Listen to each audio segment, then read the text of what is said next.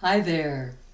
So, this is kind of a continuation of my last podcast in which I discussed what timelines are and how we are all on a collective timeline and also on a personal one.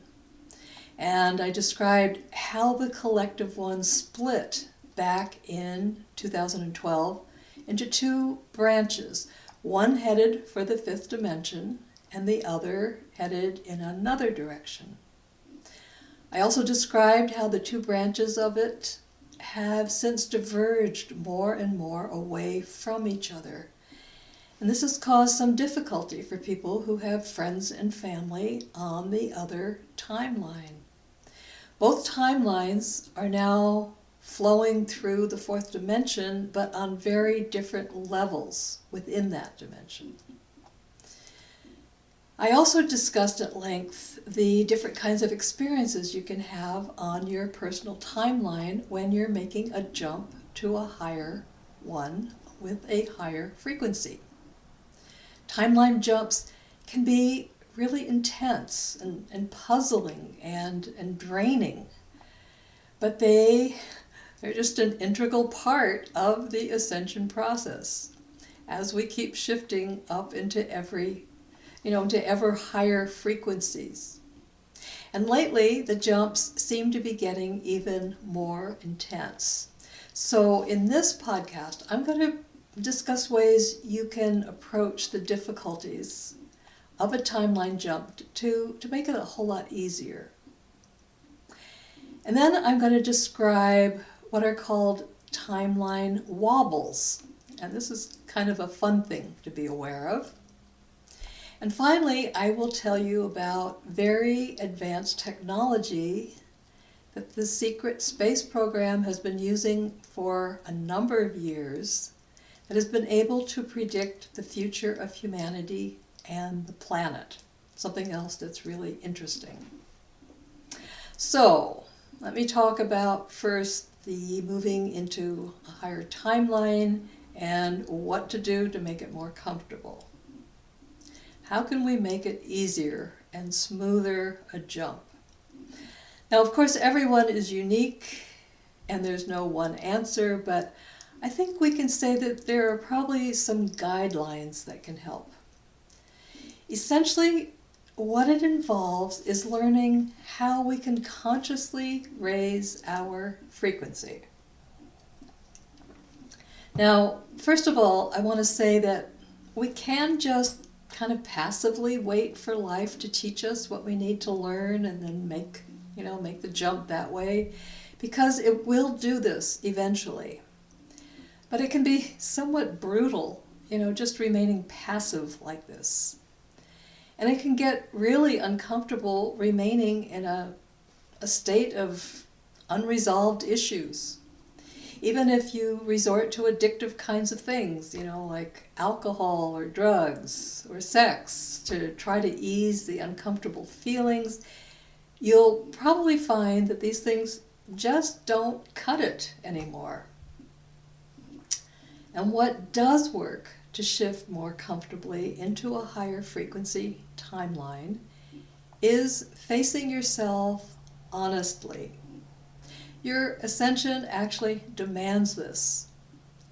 If you're feeling uncomfortable or pressured or out of sorts or in great emotional pain, this is probably indicating that you're avoiding something in yourself, hoping that it's just going to somehow disappear. Or you're trying to do this spiritual bypass, pretending you're clearer than you actually are. And it just doesn't work. So in essence, what you need to do is be willing to get out of any sense of victimhood that you're in. If you're blaming anyone else for your suffering, or judging them, or trying to get them to change so you can be more comfortable with them, this ain't gonna work. These actions and reactions just keep you in victimhood. Instead, you need to turn toward yourself, right? None of this is really new for you probably, but we all need to be reminded. And what's really important when you do turn toward yourself, it's very important to be careful not to then blame or judge yourself. You know, we've been trained to think that when something's wrong, there has to be blame somewhere. No, that's just programming. Because, like I say, blaming and judging just keep you in victimhood. There's no need to blame anyone. It's just, like I say, a programmed reaction you've learned that keeps you weak and in suffering.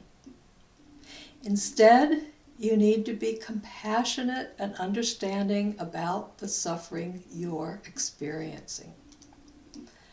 What it all comes down to is you need to learn to truly love yourself, right? Just as you are. To be willing to experience the raw truth about what you feel and what you say and what you do.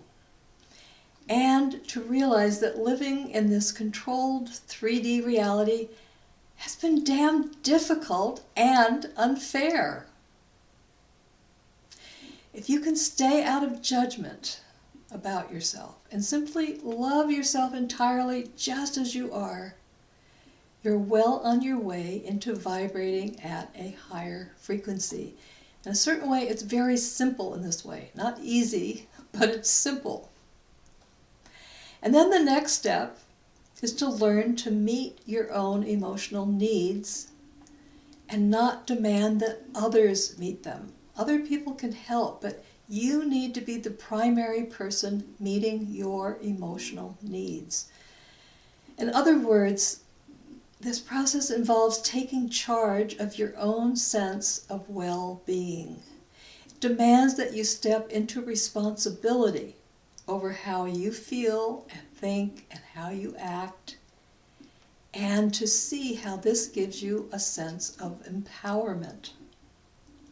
It involves truly making healthy boundaries with other people you're in relationship with. You know, not allowing them to disrespect you, and not being overly generous or overly forgiving with them when they do. It's a matter of seeing that you are probably doing things for them that are essentially not respectful or loving of yourself in order to gain or hold their love. This is a hard one to realize if you've got this pattern going, but I've found that a lot of light workers have this going. You know, they're overly generous, overly trying to help other people and not really taking care of themselves. And very importantly, in this process, it is essential to learn how to fully be with the feeling part of yourself when it is in pain. And to do this, you need to move out of your head and your mind and stop analyzing about the pain. And instead, shift your focus into your body, you know, both into your heart and your gut, that whole area, where this vulnerable and suffering aspect of yourself is. You know, you can call it your inner child, or even children, if you sense you have more than one inside you. Whatever it is this part of you that suffers emotionally. And you just be with this compassionately. You need to actually allow yourself to feel the emotions that are alive in you. Now, this doesn't mean falling into them and wallowing in them. It just means experiencing them for even just for a few moments. You just experience it, let it be. And that's all emotions really want. They just want to be experienced and not to be judged. And you don't have to know how to help your inner child to feel better or give it answers. You may not have them. You just need to let it know you're there with it, loving it, like an older sibling, you know, that's just there with it. You're not judging it or the emotions that it's experiencing or wanting them to disappear. You just let them be as they are, remembering that these emotions are not you. They're just patterns you've picked up while entangled in 3D reality. And I know it takes courage to do this because it involves moving toward the emotional pain you're experiencing and not away from it. It requires that you stop old habits of either trying to stuff the pain down or to distract yourself away from it in some way. But it is what you gotta do in this process. And you'll find that once you begin doing this, you realize it really isn't so hard. In fact, an enormous sense of relief can just wash through you. In essence, this approach is about allowing yourself to be authentic and to stop censoring yourself. You know, what you're thinking, what you're feeling. And of course, you don't want to be obnoxious, by spouting out all your negative thoughts and feelings when it's obviously not an appropriate time to do this. But you do need to start out with admitting to yourself the truth about your thoughts and your emotions. And then maybe determining who in your life might be willing and desirous of hearing about anything you wish to share, if there is someone like that. But even if you don't share your experiences with anyone, if you take the time to just be with yourself in this honest and compassionate way, you'll find that you have pushed through and cleared out the unbearable emotions in your emotional heart. And you've therefore found your way into your spiritual heart, where you can then experience the profound essence of the loving presence that resides there. This is where your higher self is. And I'm sure you have experienced this, but you have to clear the emotional traumas that are in the way before you can really gain access into your spiritual heart. And like I say, this just involves feeling the emotions in a compassionate way. Now, sometimes dealing with your pain in this way also involves learning to say no when that's what you're really feeling about something someone wants you to do, or even that the authorities are saying you have to do. When you really know that even though it might be uncomfortable for you, you really can refuse to do it if it doesn't feel right to you. It means just saying no. And this can feel so good. Doing all of this can loosen up your emotional and mental stuckness and bring about a true sense of relief and deep relaxation, as you flow along on the new level of your personal timeline. And also a feeling of sincere and honest humility somehow. It's very refreshing to just really be who you are. You're being completely truthful with yourself. And gratitude can then flow in. Gratitude for all that is given to you that you might have been taking for granted. And gratitude for the painful process you've gone through to get where you now are, because it has gotten you to this place of deeper knowing of yourself and this sense of relief. And very importantly, all these actions will help you to raise your frequency and fully shift up onto a higher timeline in the most comfortable way possible. It's important to remember that all your experiences in life have purpose. Nothing that occurs within you or in your life, especially at this point, is accidental. Everything you're experiencing is preparing you for what is ahead, so that when the shift into 5D does occur for you, it will be much easier, less tumultuous, less intense. It's important to trust that your higher self and your guides know exactly what they're doing in guiding you into every circumstance and situation and relationship you find yourself in. If challenging emotions arise from these things, then just know these are necessary for you to see. And remember that they aren't you. These patterns don't define who you are. They're just stuff sticking to you that are in the process of releasing at this point. And if positive emotions arise, then they're here to confirm you're going in the right direction.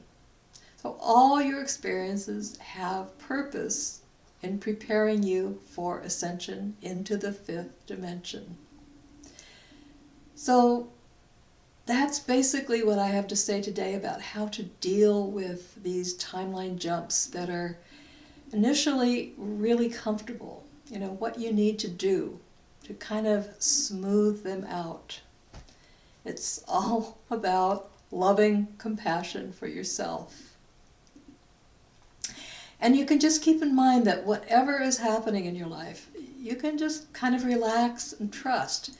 Your personal timeline, no matter how chaotic, uncertain, and frightening it may seem at times, it will get you to the fifth dimension in one way or another. What you can have some control over is just how challenging the ride and the transition will be, depending on how much inner work you choose to do at this point. How alert you become, and how smooth you want the ride to be. And you can also keep remembering that the collective timeline we're now on is positive.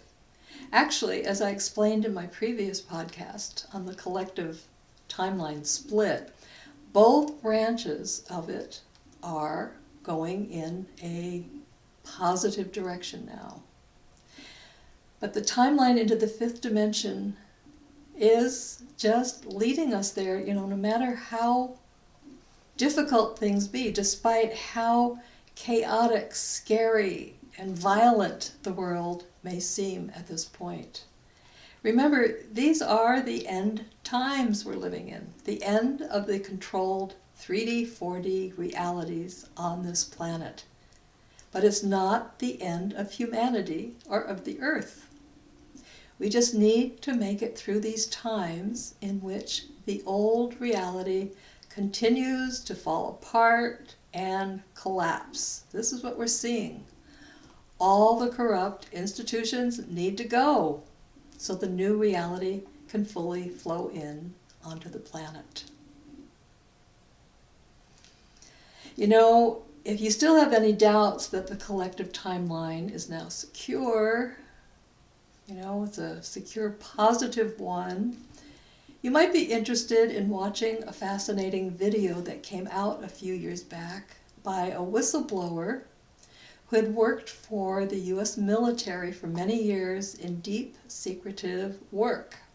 He revealed that the deep state has had very advanced technology called Project Looking Glass. Technology that has proven to actually predict the future quite accurately. You've maybe heard about it. They evidently back-engineered it from something recovered from a craft a number of years ago that crashed here. At any rate, this whistleblower revealed that at one point, back in the 90s, I think, the deep state players in the military kept asking this technology to show what would be happening on the planet within the next couple of decades. And over again, it kept showing that different timelines for humanity kept collapsing into one particular one in 2012, in which the Earth and the humans who were on it would be headed toward freedom from the deep state altogether. No matter what they fed into the technology of possibilities they could do to counteract this outcome, it kept showing this outcome. He said it totally freaked them out. And they realized that the only option they had left was to try to delay the outcome and to throw as many obstacles in the way of it as possible before they completely lost the game. And of course, that's exactly what we're seeing now, right? But they won't be winning, and this planet is going to be entering the fifth dimension soon, and they won't be able to go with it. So I've also put this link to this whistleblower YouTube down in the description below if you want to watch it. It's kind of nice to just listen to it. So, to complete my timeline tale here, I'm going to just briefly talk about the last aspect of timelines that I wanted to share with you today. And it's what's been called timeline wobbles. And these are kind of fun to know about because they occur when two or more of the smaller timelines kind of bump into each other and cross over each other or run along beside each other and essentially create a wobble in a timeline that people are on. And they can happen on the collective timeline and also on your personal one. The most well-known kind of timeline wobble on the collective level has been called the Mandela effect. If you're not familiar with these, do research them. They're a lot of fun to watch. There are a number of videos about them that have been out, I think the last 10 years or so.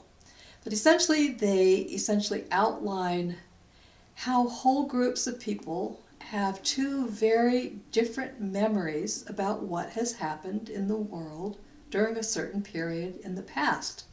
It's really, really strange.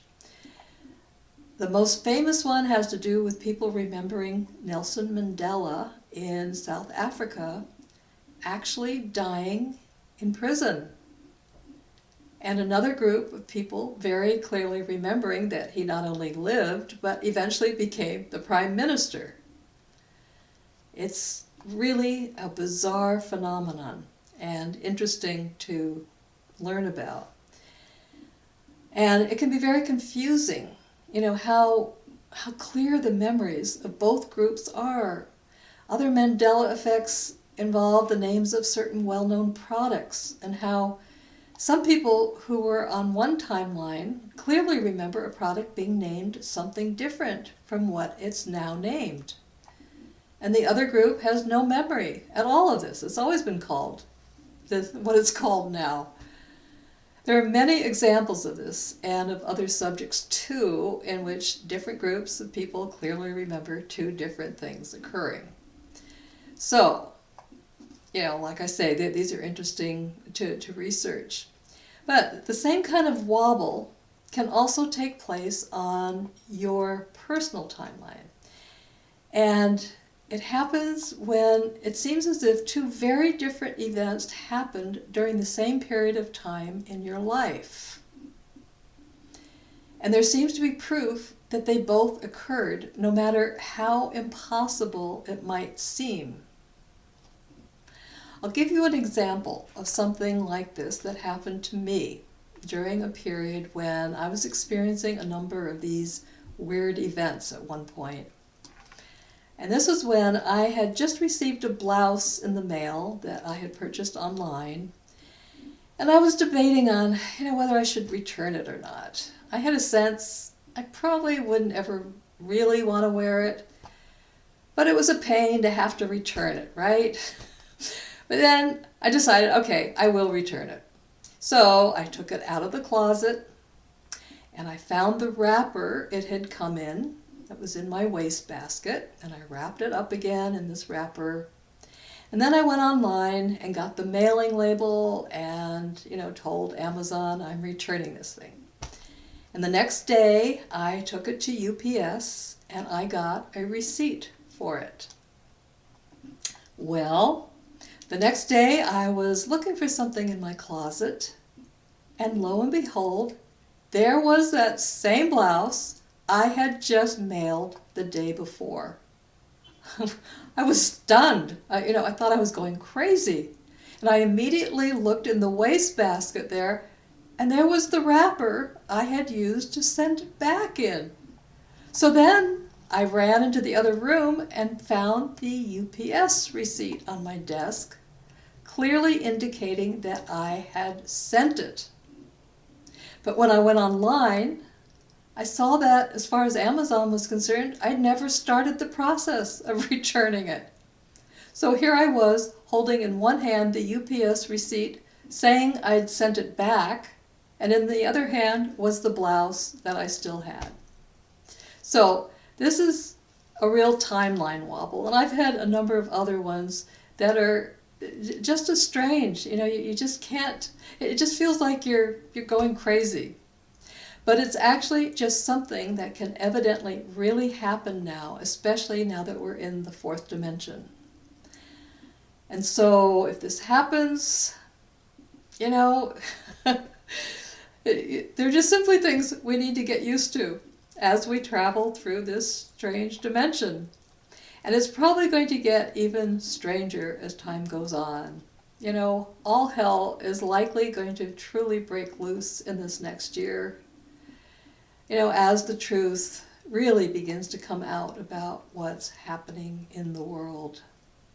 And along with personal timeline jumps, collective timeline jumps are going to continue happening as well. It could get very rocky at times for all of us.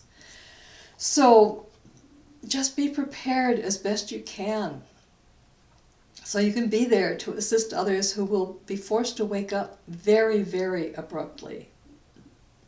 You are here to see this whole shift through, right? And play a part in it. So be assured you will be taken care of. You're being guided very carefully to play the role you're here to play. And we are on the home stretch now, folks. After thousands of years of being manipulated, controlled, and essentially enslaved, we're near the finish line, so just keep the faith. Much love to you.